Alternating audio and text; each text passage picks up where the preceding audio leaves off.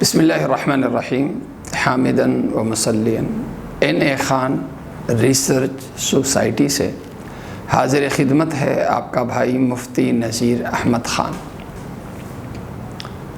آج کے جمعے میں موضوع تھا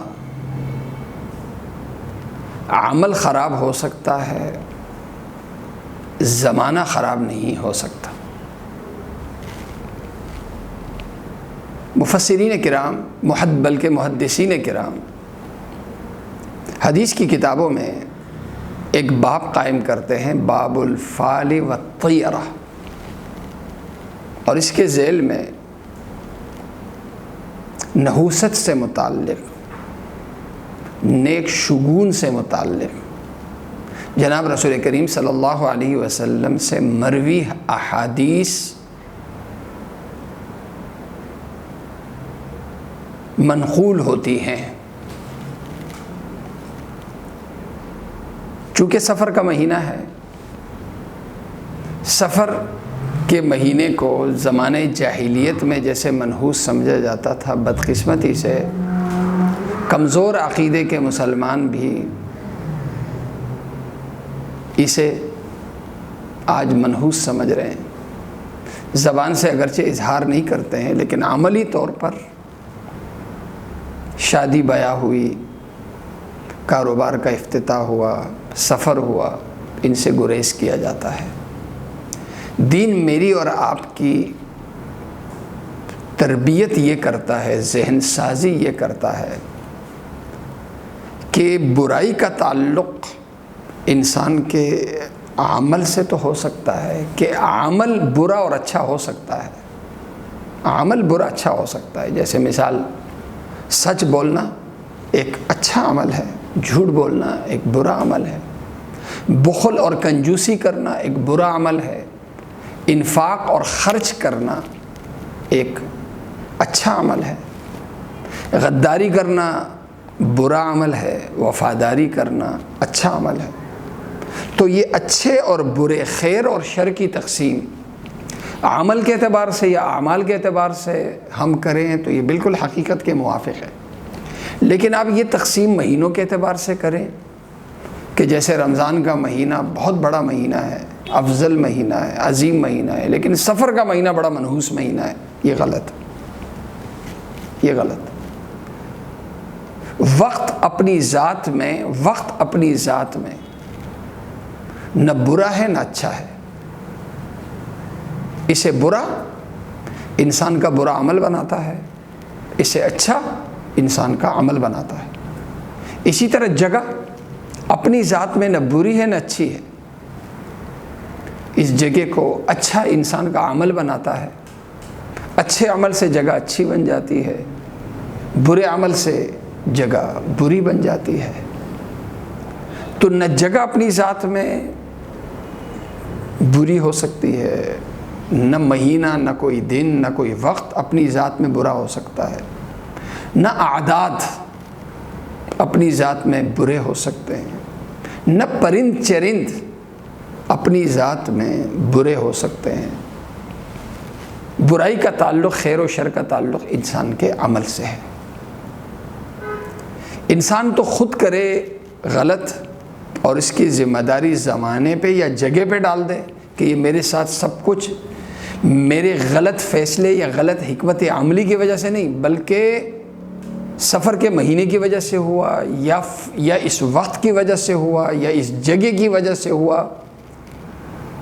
اپنی غلطی کا ذمہ دار وقت کو یا جگہ کو یا پرند چرند کو قرار دینا، یہ انتہائی ناانصافی ہے۔ بلکہ ایک حدیث میں اسے اللہ کو گالی دینا قرار دیا گیا ہے، اللہ کو گالی دینا قرار دیا گیا ہے۔ بخاری شریف اور مسلم شریف کی روایت ہے، حضرت ابو ہریرہ رضی اللہ عنہ روایت کرتے ہیں کہ اللہ کے نبی صلی اللہ علیہ وسلم نے ارشاد فرمایا، یوزینی ابن آدم یسب الدہر فانا الدہر بیدی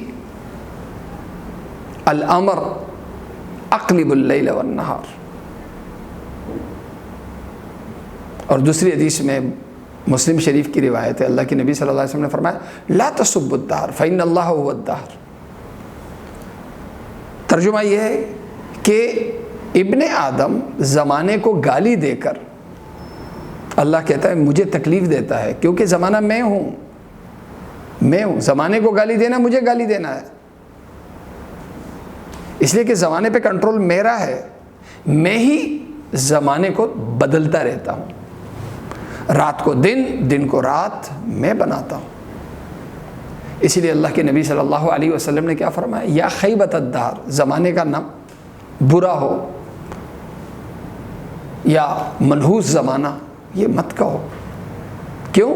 اس لیے کہ اللہ ہی دہر ہے، یعنی زمانے کا پیدا کرنے والا اللہ ہے۔ سفر کے مہینے کو زمانے جاہلیت میں منحوس کیوں سمجھا جاتا تھا؟ 4 مہینے جسے اشہر حرم کہتے ہیں، یہ 4 مہینے مقدس مہینے سمجھے جاتے تھے۔ رجب کا مہینہ، اور پھر لگاتار 3 مہینے جو حج کے مہینے ہوتے تھے، ذیقعد، ذی الحج اور محرم۔ ان 3 مہینوں میں دشمن پہ ہاتھ نہیں ڈال سکتا تھا، باپ کا قاتل بھی محفوظ ہوتا تھا، مکمل امن و امان عافیت سے یہ 3 مہینے گزرتے تھے۔ اور جیسے یہ 3 مہینے ختم ہوتے تھے تو انتظار رہتا تھا کہ سفر کا مہینہ شروع ہو اور قتل و غارت گری کا بازار گرم ہو۔ بس جیسے سفر کا مہینہ شروع ہو جاتا تھا، ایک دوسرے پر چڑھائی شروع کر دیتے تھے، میدان جنگ لوگوں سے بھر جاتا تھا، گھر خالی ہو جاتے تھے۔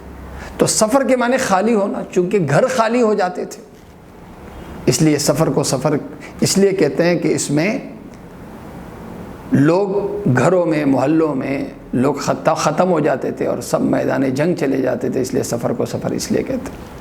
اور سفر کو سفر اس لیے بھی کہتے تھے کہ یہ بڑا منحوس مہینہ ہے، اس میں لاشیں اٹھتی ہیں، اس میں خون خرابہ ہوتا ہے، اس میں جنگیں ہوتی ہیں۔ تو جنگیں سفر کے مہینے کی وجہ سے تھوڑی ہو رہی تھی، یہ تو لوگوں کے عدم برداشت اور آپس کی دشمنی کی وجہ سے ہو رہی تھی۔ بجائے جنگ نہ لڑنے کی قسم کھانے اور معاہدہ کرنے کے، خود لڑ رہے تھے، خود برا کر رہے تھے اور بدنامی ڈال دی، یہ برائی ڈال دی سفر پر کہ یہ سفر کا مہینہ منحوس ہے، اس کی وجہ سے ہمیں جو ہے وہ جنگیں لڑنی پڑ رہی ہیں اور ہمارے گھروں سے لاشیں اٹھ رہی ہیں اور جنازے اٹھ رہے ہیں اور ہم پہ برائی آ جاتی ہے۔ ایک تو سفر کو گویا سفر اس لیے کہتے ہیں صفر سے، یعنی برکت سے خالی مہینہ، اور سفر کو سفر اس لیے بھی کہتے تھے کہ اس میں جنات کا آبادیوں میں بسیرا ہو جاتا ہے، گھروں میں بسیرا ہو جاتا ہے۔ اب بڑا خطرہ ہوتا ہے کہ کہیں ایسا نہ ہو پیر کے نیچے کوئی جن کا بچہ آ جائے، کہیں ایسا نہ ہو کوئی جن خفا ہو جائے اور پھر وہ زندگی مشکل کر دے۔ تو قدم بڑے پھونک پھونک کے رکھتے تھے، گھروں میں ہوتے تھے تو گھروں کو اس طرح سے جھاڑتے تھے کہ جنوں کے بچے اگر رہ رہے ہوں تو یہ نکل جائیں، کیونکہ جن کی دشمنی نہیں لینی۔ یہ اس لیے بھی سفر کو سفر کہ یہ جو ہے وہ جنوں کے بسیرا کرنے اور آبادیوں میں آنے کا مہینہ ہے، اس لیے یہ بڑا منحوس مہینہ ہے، اس کو بڑے احتیاط سے گزارتے تھے اور بڑی مشکل میں رہتے تھے کہ کسی طرح سفر کا مہینہ جائے تاکہ جو اندیدہ مخلوق کی طرف سے جو خطرات ہیں وہ خطرات ختم ہو جائے۔ دین اسلام نے ان سب کی نفی کر دی، اور اللہ کے نبی صلی اللہ علیہ وسلم نے ایک حدیث میں نہیں کئی حدیثوں میں لا سفر فرمایا کہ سفر کے مہینے کو جو منحوس سمجھا جاتا ہے اس کی اسلام میں کوئی حیثیت نہیں۔ اور اسی لیے مسلمانوں نے سفر کے ساتھ ایک لاحقہ جوڑا، سفر المظفر یا سفر الخیر، کامیاب مہینہ، یعنی جو کام اس میں کرو گے اس کا انجام کامیاب ہوگا، وہ عمل ناکام نہیں ہوگا۔